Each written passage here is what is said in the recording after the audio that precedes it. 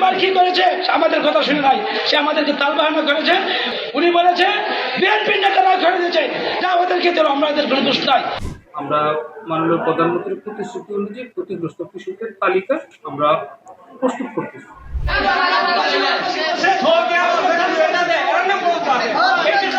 যখন এই দুর্যোগ ব্যবস্থাপনার টান আসছে, মেম্বার আমাদের ওয়ার্ডে গেছে, গিয়ে বলছে আপনারা সবাই আইডি কার্ড দেন।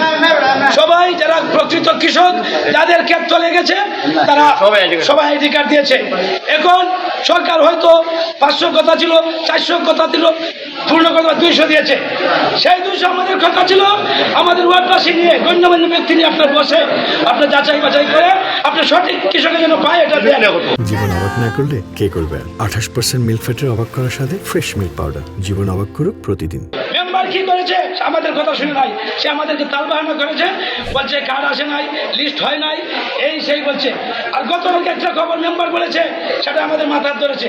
উনি বলেছে বিএনপি নেতারা করে দিয়েছে, যা ওদেরকে দিল, আমাদের কোনো দোষ নাই। তখন আমরা বললাম বিএনপি তো আমরাও করেছি, আমরাও করি, আমাদের বিএনপি আমরা কেউ জানি না। সুতরাং তুমি তোমার কাছে দোষ না নিয়ে বিএনপিকে দোষ দেওয়ার চেষ্টা করো না। আমরা স্থানীয় যারা জনপ্রতিনিধি আছে, সুধী সমাজ আছে, আমরা এমপি স্যারের পরামর্শক্রমে আমরা মাননীয় প্রধানমন্ত্রীর প্রতিশ্রুতি অনুযায়ী ক্ষতিগ্রস্ত কৃষকের তালিকা আমরা প্রস্তুত করতেছি।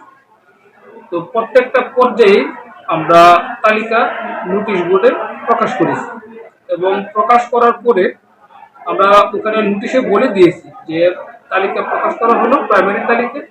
এখানে যদি কোনো ধরনের অসঙ্গতি থাকে সেক্ষেত্রে তারা সুনির্দিষ্টভাবে অভিযোগ দিলে আমরা সেটা শুনানি নিয়ে আমরা এটা নিষ্পত্তি করি। তো একইভাবে আমার প্রত্যেকটা ইউনিয়নে কাজ করতেছে।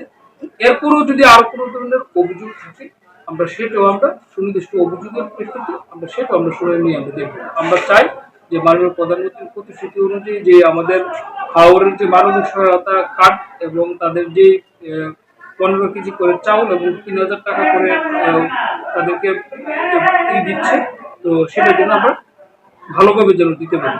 এই সমগ্র দিক দিয়ে আমরা আপনাদের সার্বিক সহযোগিতা কামনা করছি।